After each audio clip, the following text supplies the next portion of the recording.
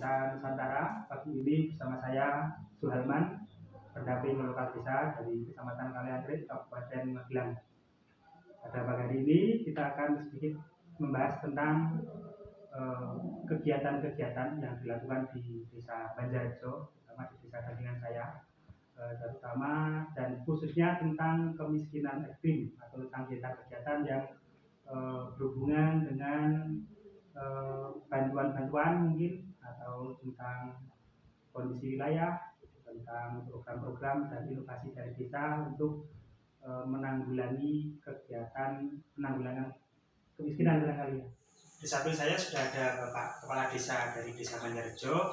Beliau adalah Bapak Muhammad Heri atau Moheri, sarjana hukum. Ya. Selamat pagi Bapak. Selamat pagi Mas Salman. Jadi pada pagi hari ini kita akan membahas tentang kemiskinan atau tentang program-program yang ada di Desa Banjarjo khususnya.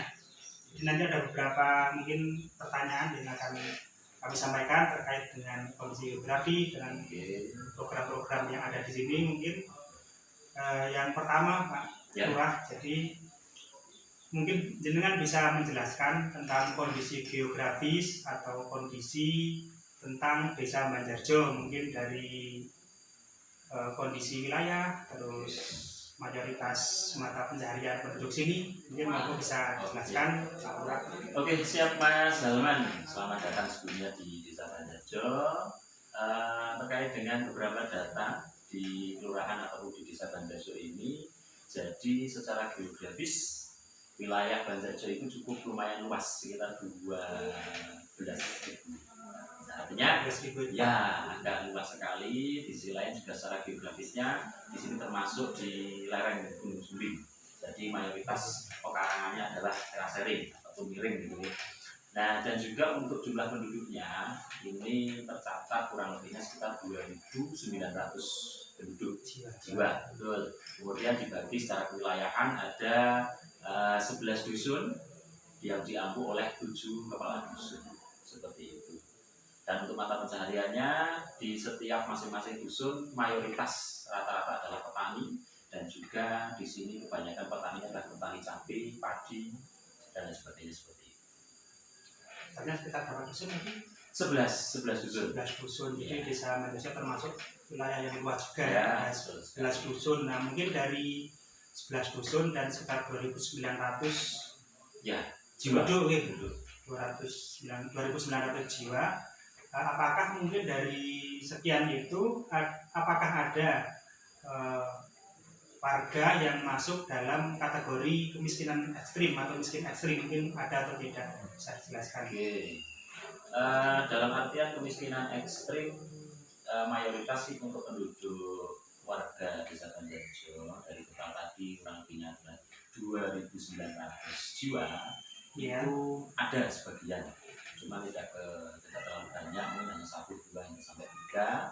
Itu memang ada. Secara kemiskinan ekstrimnya itu ada beberapa faktor yang jelas. Karena yang pertama mungkin di sini kurang begitu perhatian terhadap keluarga, dikarenakan memang secara keluargaan itu memang dia sebatang kara seperti itu. Artinya karena dari segi keluarga juga sudah tidak ada, sehingga di sisi lain kemiskinan ekstrim itu dikarenakan agak berbeda dengan orang-orang yang lain. Artinya seperti itu. Mungkin dari yang tergolong mungkin miskin ekstrim ya di Desa Banjarjo, mungkin apakah dari pemerintah desa sudah ada cara khusus atau langkah-langkah untuk menanggulangi atau mungkin untuk mengatasi kemiskinan ekstrim tersebut? Mungkin dari kan ada beberapa kegiatan mungkin yang sudah jalan, termasuk pemberian bantuan langsung, termasuk kegiatan bangunan yang padat karya tunai. Mungkin bisa dijelaskan dengan langkah apa saja yang sudah dilakukan Pemdes untuk mengatasi kemiskinan tersebut. Jadi langkah-langkah yang kita lakukan terkait dengan kemiskinan ekstrim itu yang pertama kita melalui pendataan terlebih dahulu. Jadi kita data nanti siapa saja yang kiranya itu masuk dalam kategori kemiskinan ekstrim. Setelah kita data, kita cross check apakah data ini sudah masuk dalam kategori bentuk bantuan atau belum orang tersebut. Nah, ketika belum, maka kita menganalisis kira-kira orang tersebut ini layaknya untuk bantuannya seperti apa. Nah, kemungkinan seperti itu. Dan selama ini setelah kita menemukan data, kita catat datanya, kita usulkan ketika belum mendapatkan, ada beberapa bansos, salah satunya ada PKH, BPNT.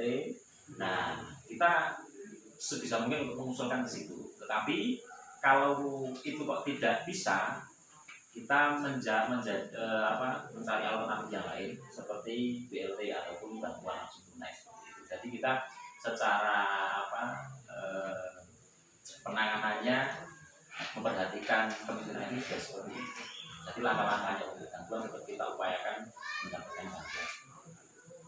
Ya, tapi dari tahun ini sudah banyak yang dilakukan ya. Ya. Seperti bantuan langsung yang mungkin bersumber dari dana Desa, desa, betul. dan mungkin banyak dari sumber yang lain.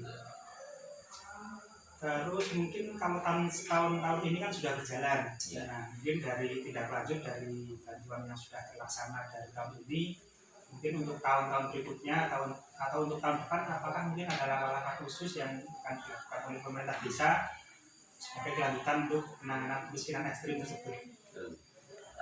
Terkait dengan langkah-langkah ke depan, kita terfokuskan terlebih dahulu kepada pemulihan terlebih dahulu. Pemulihan dalam artian di sini adalah dari segi kebutuhan terlebih dahulu. Artinya kita kebutuhan dari sehari-hari, misalkan dia dari segi makanan itu kok kurang. Nah, kita langkah-langkahnya pengen memberikan fasilitas itu lebih.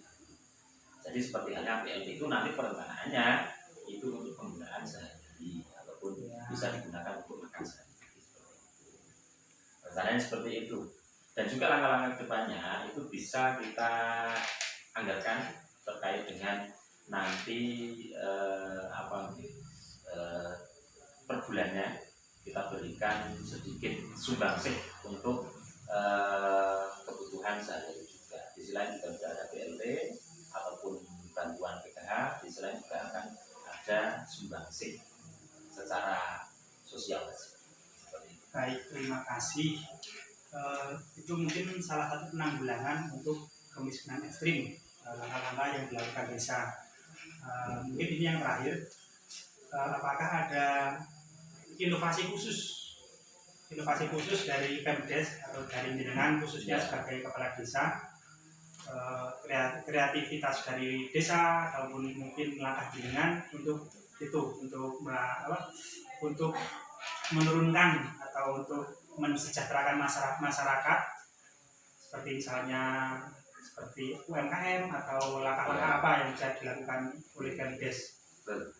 Sebenarnya kita juga agak kerepotan, kewalahan ketika kita tidak tahu dalam koridor keahlian dari sasaran penerima ataupun sasaran kemiskinan ekstrim tersebut. Nah, langkah-langkah sebenarnya kita sudah mengupayakan dalam arti kita merencanakan bagaimana nanti ke depannya supaya bisa meningkatkan dari segi kemiskinan ekstrim sehingga tidak menjadi kemiskinan ekstrim kembali. Nah, itu langkah-langkah memang sudah kita rencanakan, salah satunya adalah untuk meningkatkan UMKM. Kita menggali terlebih dahulu keahlian-keahlian dari orang tersebut, kemudian kita berikan pelatihan, setelah berikan pelatihan, kemudian di situ bisa dikembangkan.